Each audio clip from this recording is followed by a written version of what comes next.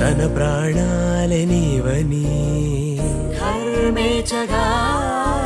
తన మనసంత నీదని అర్థేచగా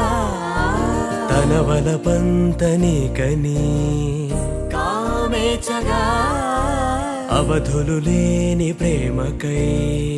మోక్షేచగా మూడు ముళ్ళతో 7 అడుగుల అగ్ని సాక్షిగా ఇద్దరు ఒకటిగా మారగా